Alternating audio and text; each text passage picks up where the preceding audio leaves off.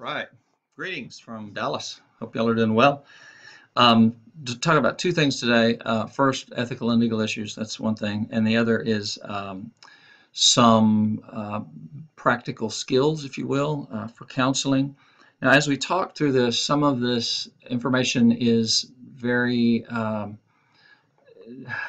of generic to counseling in general, and some of this is specific to crisis counseling. And I'll try to be vigilant to separate those out. It's not always real easy to do that, so just kind of bear with me on that if you would.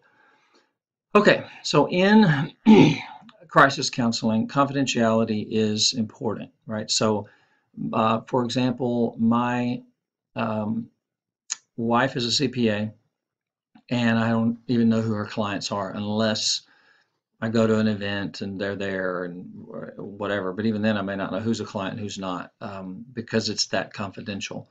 Same is true as counseling.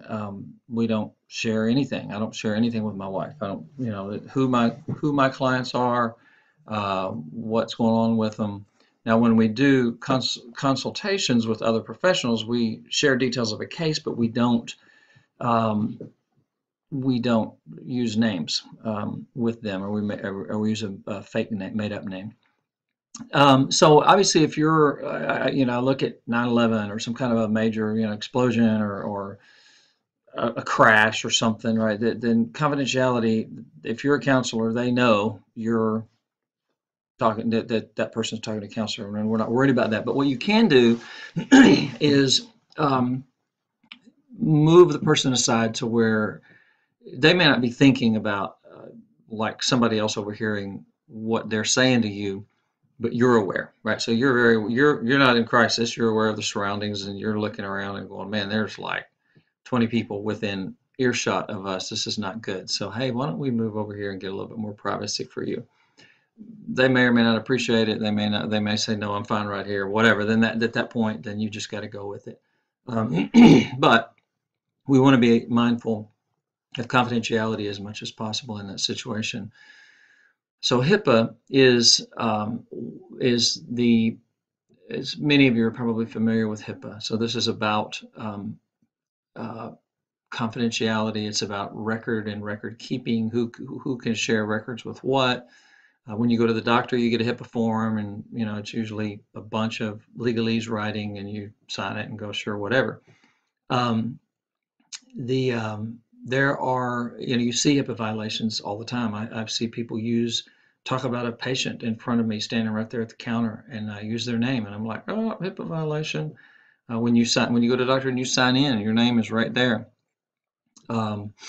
Unless they remove it, like it's a sticky and they remove it immediately, and your name is sitting there for other patients to see, that is technically a HIPAA violation. So there's all kinds of challenges with HIPAA when it comes to confidentiality, and again, in a crisis situation, it is a little bit different oftentimes because of your environment.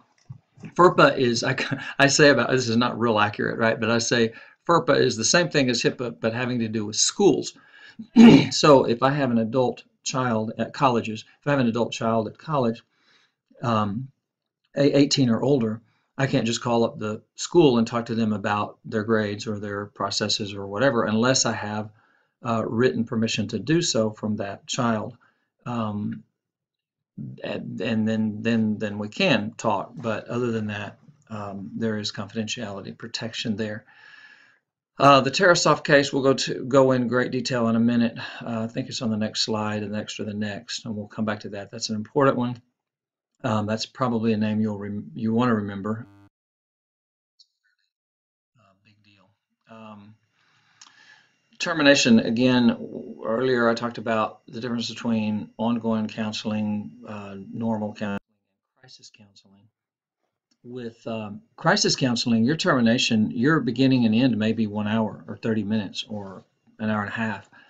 And so you want to wrap things up with them, get them some names and numbers of some counselors that they can follow up with, and your time with them is terminated. And they may want to follow up with you if you're a counselor.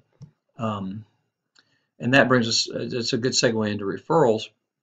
Generally speaking, it's good to give 3 names, and let them choose between those 3 names. And that is kind of standard in the field at some level. There's some level of protection. What if you give them 1 name and say, hey, this is a great person and a great friend of mine. They have a horrible experience with that person, and then that comes back on you. You give them 3 names and they choose, like, well, out of those 3, I figured, you could find one that would work. And you want to discuss with them at some point during their crisis initial meeting with them if they want to go ongoing with counseling or not. And you may recommend, right? They may say, I don't think I need it. And you may look at them and go, you know what, this really shook you up pretty big time. And right now, in the midst of crisis and still kind of being in shock, that may not be the best decision to make right now. But I want to encourage you to follow up and see a counselor at least for a few sessions. It wouldn't hurt, and smile at them. And usually they're like, yeah, you're probably right. Formal assessment is not as frequently utilized in crisis counseling. That would be like a Beck depression inventory or a Beck anxiety inventory or some other kind of a formal assessment you would give somebody. There's usually not time for that in the setting of crisis counseling. So when we talk about, we want to do everything obviously to prevent a legal and ethical issue. And for those of you who are thinking, oh, ethical, let's just do the right thing always, right? You just do the right thing and you don't have any problems with ethical issues. Well, sometimes it's fuzzy and it's difficult. The right thing is not always extremely cut and dry. So 3 areas that we look at, and that first one may seem strange to you, but this is about your wellness, the counselor. You need to be healthy. If a counselor is not healthy and not feeling good or exhausted or burnt out, you may miss a suicidal threat that's subtle. I had a client one time, for example, say, I said, okay, well, I'll see you next week. And they said, yeah, if I'm here next week. And I was like, oh, what do you mean if I'm here next week? If you're here alive next week, or if you're just like thinking maybe you'll be out of town or something? Turns out that was actually a suicidal gesture with that particular client, and we dealt with it. So you want to be sharp. You need to be sharp so that you catch those kinds of things.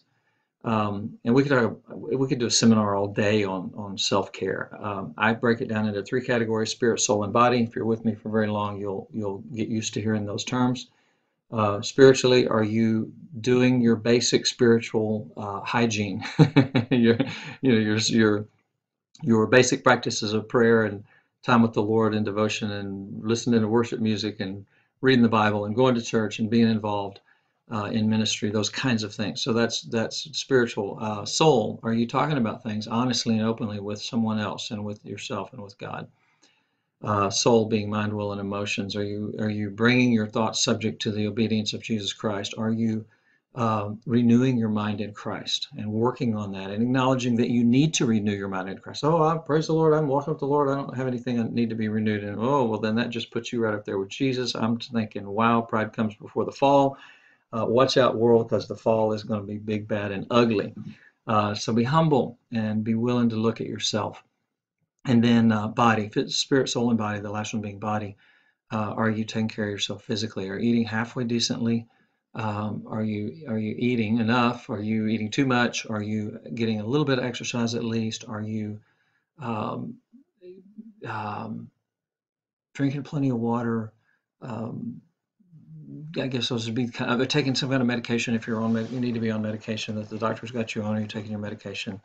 Those kinds of things would fall in their body. And again, that's just like a few minutes on something we could talk about all day, but we're going to leave it at that for this setting. As a professional counselor, you'll have continued education units, CEUs, that you'll have to keep up with, and you need to keep up with those. And that keeps you sharp and gives you ideas, gives you new ideas, and helps you stay on the cutting edge of what you're doing. Peer supervision and consultation. Some settings you're going to have a supervisor that you're working with. Other settings you may have more independence, and you may need to do peer supervision. So, for example, I've got Todd Linder, who's a good friend of mine. He and I both been counselors for about the same number of years, and we'll call each other up and say, "Hey, man, I got a case I need to run by you. What do you think?" We do that all the time. So it's very informal, but it's very practical and very powerful and very important. So here's a teeny bit more on HIPAA again, Health Insurance Portability and Accountability Act, in case you were wondering what HIPAA actually stands for. I did not mention that earlier. So one of the things it covers, these are just a few things that it covers. This is not by any means meant to be an all-inclusive list, but electronic handling of information needs to be things that are encrypted and systems that are HIPAA approved for keeping notes. For example, if you keep notes on the computer, if you do online counseling, you need to do it through, you don't need to do it through Google. You need to do it through something that's a little more secure than that. And there are lists of that. You can go on the HIPAA website and find those modes of communication. There's a lot of money spent by the government and by us on training and enforcement of HIPAA. You need to be trained on it. One of the things when it comes to emergency care, back to the crisis situation, when you're out on like a 9/11 situation, you do not want to interfere with any of the first responders, and you want to be very submissive to them and very cooperative with them. And we'll talk more about that later. So under FERPA, Family Educational Rights and Privacy Act, one of the things that actually prompted the development of FERPA is the Tarasoff case, and I mentioned it earlier and said we'll talk about it later. So Potter was the guy's last name that threatened to kill Tarasoff. Tarasoff was seeing a psychologist at the campus. This is University of California. And the supervisor of the psychologist told them to destroy records. Anytime you hear that word destroy records, just cringe and stop and say, no, it's not happening. They can't fire you for not destroying records, and you want to go higher up above their head, and you want to challenge it right then and there and say, no, it is not legal, it is not ethical, and I will not be a part of destroying records. Are we good with this, or do I need to talk to your superior? I mean, that is huge, guys. People go to jail over that kind of stuff. Turns out that Potter actually went and killed Tarasoff, and the family sued the Board of Regents for, I want to say $10 million, won the case, big, bad, ugly deal. So the reality is the laws about this are a little bit confusing and a little bit non-concrete, and part of that is because it's a judgment call, right? So if I have someone come in and say, man, I'm just so mad I could kill her, I'm going to be like, okay, I'm going to tuck that away, and before they leave, I'm going to recheck that and say, okay, earlier you said I'm so mad I'm going to kill her. Are you really thinking about killing somebody, or are you okay? You're just mad. And you go, no, my goodness, that's just a saying, I'm just mad. All right, I'm going to buy that. I'm going to be okay with that. I'm going to be at peace with that. There's that. And again, these are judgment calls. There's that, and then there's, I have a .45 loaded in my car. I know how to use it. I'm going to go to my car, get in my car, drive to her house, and put a bullet in her head. Okay, and I think now I might have something to go on, that I'm going to need to call the police, and I may need to contact her if I have her contact information, and warn her that somebody is about to come kill her. And so you don't want to take those kind of things lightly. The judgment call, I can't emphasize enough how big of a deal that is, the judgment call thing. Okay, so you don't want to get caught up in negligence or malpractice situation. We have a duty to care for people. We cannot abandon somebody. You can't just terminate a client because you don't like them, or you're in a bad mood that day, or things are going, or you have a crisis. You can't just abandon clients. You've got to give them referrals if you're not going to see them anymore. If you have something going on, a family situation or crisis, if you don't take care of them, then it's considered negligence, which is a legal term and very problematic. Not only is it an ethical problem with your board, but it's also can be a legal issue for you. And let's see, there's two sins. There's the categories. There's the sin of omission and the sin of commission. So omitting to take care of somebody. Omission. One thing that's in here that's important is to have an emergency contact for after hours. So, oh, well, I just didn't set that up yet. and then a person has a problem and kills themselves, you may be held somewhat liable for malpractice or neglect because you omitted that portion of your practice. Commission is doing something to somebody to commit a crime, harm them in some way, physically or verbally. And then as we talk about this, what's going to protect you from that the most is documentation. So documentation, documentation, documentation. If it is not written down, don't. It didn't happen, period.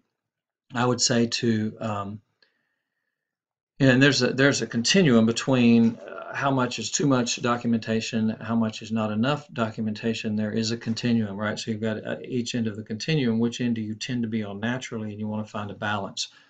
You don't want to write down 3 or 4 words after meeting with somebody for 50 minutes, 50 minutes. You don't want to write 5 pages after meeting with someone for 50 minutes. It's usually 3, 4, 5 lines. You want to hit highlights. You want to be careful not to say things that are going to needlessly harm your client. You know, you might say, well, where and how? Well, think in terms of, as you write stuff down, you need to think, what would this sound like in front of a court? And you may think, well, that's so drastic. Well, if it comes to that and you go to court, then that's not drastic. You're there. Like, ugh. So think about what you write down. Be accurate with dates and times. You know, well, I saw them on, well, I don't know, it was some day that week. No, you need to have the date and the time that you saw them. And you want to be precise and succinct, not too terribly succinct, meaning, you know, short, but not vague, right? So you want to be I call it short, sweet, and to the point. And again, there's a continuum and depends on what you're comfortable with as to exactly where you're going to come to. So there are exceptions to confidentiality, right? So if you don't have something in writing, then it's just you don't share information. Unless there is suicidal threats, homicidal threats, or some kind of abuse going on, right? So if you find out of abuse, whether it be elder abuse, intimate partner abuse, sexual abuse, neglect, emotional, physical, you don't have to ask permission to report that. You may say to the person, you know, this has got to be reported, and I'm going to give you an opportunity to do that. It'll help you out a lot. But I have to report this. And a lot of times when it comes to physical or sexual abuse or emotional abuse, what you're dealing with is you're talking to the victim and not the perpetrator. And it's good for them, even in that situation, you want the victim to report it and not you, but you have to legally if they don't. Once you've heard about it, you have 24 hours in some states, 48 hours in some states to call the proper authorities. You don't have to make the decision as to how severe it is or whether it's this is not your decision. None of that's your decision. Guilty, not guilty, real, not real, made up, whatever. That's their decision to make. And you may not like them, but nonetheless, you don't want to go to jail because you did not report something and somebody ends up badly hurt and you didn't report it. So when it comes to suicidal and homicidal threats, if that's when the person ends up hospitalized, oftentimes, most commonly, and you would be a part of that process and making that happen. Boy, could I tell some stories there too, but I won't go on and on. Informed consent. Now I want you to think about this in terms of if you are buying a service, you want to know what it is that you're getting into. That's simply all informed consent is. So when people come into counseling, they really may not have an understanding. And you ask them, been in counseling before, not been in counseling before, okay, cool. That gives you an idea of what they know, but still they don't know what it's like with you. So you need to go and through details and talk to them about what to expect. And one of the things I frequently say is this is going to be painful at times. It's going to be difficult. I use the analogy of cleaning out your closet. If you took everything out of your closet to clean out your closet thoroughly, and someone walked in, they would be like, oh my gosh, what a disaster, what a mess, how painful, right? And so counseling is kind of like that. We're going to pull everything out of your closet and inspect everything and look at stuff. We're going to throw away what needs to be thrown away, and we're going to keep what needs to be kept. And it's a time-consuming and a painful process. Let them know how much it's going to cost them. Let them know the time frame. Now people are like, oh, I don't know how long. How long is it going to be? 6 weeks to 20 weeks, 6 weeks to 25 weeks. And I know that's a broad range. I would say to somebody, you just don't know until you get into it. Um, but I want them to know that those are kind of the parameters, generally speaking, that you're looking at. You want to define the relationship and the roles. This is about some of that has to do with we're not here to focus on me. I don't want you worrying about me. I don't want you, I'm not going to share with you my deep, dark secrets or my problems or my issues. I am here to help you with your issues. We will stand side by side as a team to fight the problem, to fix the problem, to work out some potential solutions. I mentioned this earlier. We want to definitely have an emergency contact information for them. And that's all I'm going to say about that slide. Okay, so again, termination during a crisis is very immediate and very quick. You want to kind of bring closure to it, wrap it up. The immediate goals of safety and security at some level of sanity and stability are met, and you're done. And you want to refer them to somebody. You want to give them 2 or 3 names to go with, preferably 3 names. You don't want them to feel abandoned, especially in a crisis. They understand, this is not going to go on and on. You do offer, though, to continue to see them. If look, I'm not trying to get a client, but if you want to continue to see me, I'll work with you. If that's logistically possible, and sometimes it's not. You may be way off from home. You may have gone and traveled to go intervene in a situation. At what point you just want to refer them to somebody locally for them. The termination is always a mutual decision. By the way, I never use the word termination with a client. That sounds so like somebody's going to die or something. We're terminating, right? I mean, it's just not a term that I use. We summarize the progress. You came in, you could hardly talk, and now you're talking and processing things, and that's good. And so we're going to wrap things up and point you in the right direction and be done. In essence, not cutting them off, but you want to kind of find a natural pause place in y'all's time together. You will have some diagnostic impressions, potentially prognosis. This is really bad. This has really got you going. We may be looking at PTSD. But I'm careful to say stuff like that to people, because I'm just going to say, look, if they ask me, what do you think? Well, I think this was hard on you, and I think it was a struggle, and I think you're going to be okay. I think you might need to get some counseling. I think you might need to work on that. And then follow-up plan doesn't have to involve you, right? This is, what are you going to do to follow up? And that would usually be simply, or primarily, it would be counseling, but it could be resources, right? So they may need, we need to go over here to the Red Cross tent, and I'll walk over there with you and help you go through that process, get you set up with food and water and housing, right? I mean, it just depending on, I look at the recent California mudslides, I look at a crisis like that, and these people are like, no home, like, oh my goodness, what do I do? So sometimes it can be practical resources that you're helping them connect with. You don't have to do it all. You just have to connect them with the right resources. So spiritually, we want to be respectful of where people are at. Obviously, hopefully there's no bias towards someone based on their race, ethnicity, or religion, right? That we're going to love people no matter what they do or what they look like or what they smell like or what they sound like or what they talk like or whatever, right?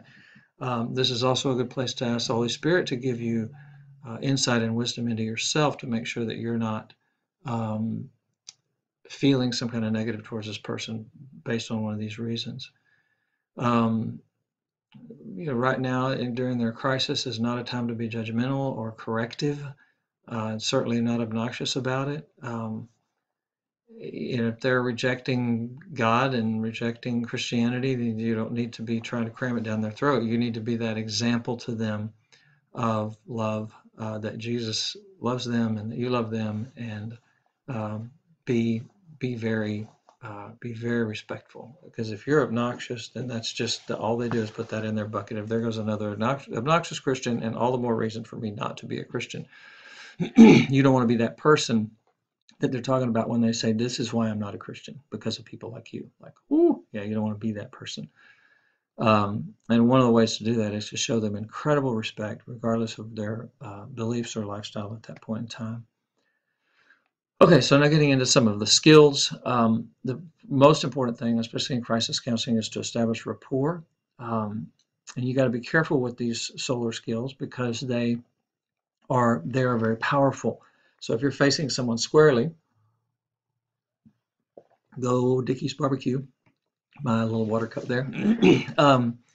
That communicates attention to them. So imagine if you're talking to me and I'm over here doing this and looking around. Yeah, okay, sure. Dude, like I'm not with you, right? I'm not communicating that I'm with you. Maybe I could repeat everything that you said to me, but that doesn't count. That doesn't cut it. So I want to face them squarely. I want to have an open posture. This folded arms thing. Here we go. See that? Yeah, there you go. Folded arms thing is not acceptable. You want to be aware. We talk about self-awareness. This is an area to be aware. What does your facial expressions look like, right? Because your facial expressions can look like like, oh my gosh, that's disgusting. Like I can't, we want to be very careful of what our facial expressions communicate and what our body language communicates. We're going to lean towards them just a little bit. And remember, if you're like in a small space, because that's where, the first responders stuck you, say, okay, guys, y'all need to go in here and talk. Yes, sir. You go in there and talk, and you're like, oh, shoot, this is a teeny tiny space, right? So you want to give them as much space as possible, and so that they're comfortable. You want to not, if you do this too strongly, it can be, they're like going, whoa, dude, too much, right? So you want to be careful with that. If you're a male and she's a female, then that's all the more the reason not to be gentle with this stuff. Remember, it can be very powerful and very overwhelming, especially if it's somebody who's been physically or sexually abused. Eye contact, you want to maintain good eye contact. If you feel like we're staring at each other, then break it by looking away for a second, but come back. And then you do all this, and at the same time, stay relaxed, which is doable. So I use the word self-awareness frequently, and I hope that doesn't puzzle you. If it does, I want you to contemplate. I want you to be aware of your body language, be aware of your tone of voice. Listen to feedback of others. I don't care whether you like it or not. Oftentimes feedback we don't like. But listen to them. Some people's tone just tends to be kind of rough. It's like, dude, you need to take it down a notch, right? So take that as, well, I just talk loud. I'm just a man and I just run. You're like, well, don't talk so loud. It's real simple. Don't be an idiot. Just don't. Yeah, but don't yell at me. Just don't talk so loud. Do you have control over that? Yeah, you do. You may not think you do. You may not want to, but you do, and you should. So be aware of your body language. The content of what we say to people and how we communicate with people is really only about 7%. And well, how do you come up with 7%? Well, it's in all the textbooks, but it's in a lot of the textbooks. But even if it's not 7%, let's say it's 20%. It is a very small part of what communicate. So the three ways through which we communicate is body language, which includes facial expression, our tone of voice, and the content. And we need to be very, very, very aware of that and how that affects and impacts people. It's not a bad thing to do in your personal life as well. So listen to their concerns. Obviously, always keeping safety in mind. If you're, it may be like, okay, the first thing is let's move you over here where it's safe, right? I mean, that may seem ridiculous to even say, but you're the one thinking, they're the one not thinking. So you're aware of your surroundings. You're looking around. It's like, okay, they got this crane and they're swinging it around, and we're right here. Let's go. It's like, okay, good, thanks. Use of silence. If they go silent, it's okay. If you ask a question and they go silent, you don't feel like you have to rescue them by talking. First one that speaks loses. Don't be the loser, period. It's like, don't just sit there. Well, it's so uncomfortable sitting there for 2 or 3 minutes in silence. Have you ever done that? Yeah, I've sat for many minutes in silence, and it is very uncomfortable. The hope is that you understand this concept, and it's more uncomfortable for them than it is for you, and they'll eventually say something, and it can be powerful. It's okay. Let it soak in. Let them ponder. That's okay. That's beautiful. Just stare and pray and think and relax. and let the silence do its work. Too many questions is not good. They can feel interrogated. Obviously, you want to use open-ended questions and not questions that warrant a yes or no answer or a one-word answer. Try not to lead with your questions, leading questions. I want y'all to understand that concept better. You may even want to Google some about that, read more about that in the textbook, but you can lead people. You're communicating to them what you want their answer. You're doing fine, right? Right, so that's leading.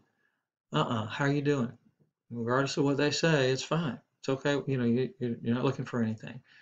Reflecting skills is huge. Continue to work on that. You reflect facts, thoughts, and feelings. I hope y'all are practicing that. We've talked about that already. Paraphrasing can be a very powerful skill where you just literally just paraphrase what they just said. So what you're saying is blah, blah, blah, blah, blah. Yes. Okay, good, cool. And it's okay to say and those, by the way, paraphrasing is a type of reflecting. And it's okay to ask people, I'm not real sure if this is what you're saying, but I think maybe, so let me give it a shot. And they're like, okay, and you throw it out there. And sometimes it's like, okay, well, I'm trying to understand. And they appreciate that, by the way. And you go from there. And then summarizing, there's different types of summarizing just to keep them focused. Some people are all over the place. So you can say, okay, so what you're saying is boom, boom, boom, boom, boom. Take them back to the heart of the issue. Oh, yeah. Thanks. I'm back on track now. Signaling is oftentimes nonverbals. Or yeah, go ahead. Yeah, keep going. You're doing good. I got you. Or tell me more about that. Right. So signals. You can stop and ask, so is that important? You're signaling that, hey, that's important, right? I mean, you think it is, but do they think it is? And you're kind of taking them there. So signaling and then planning.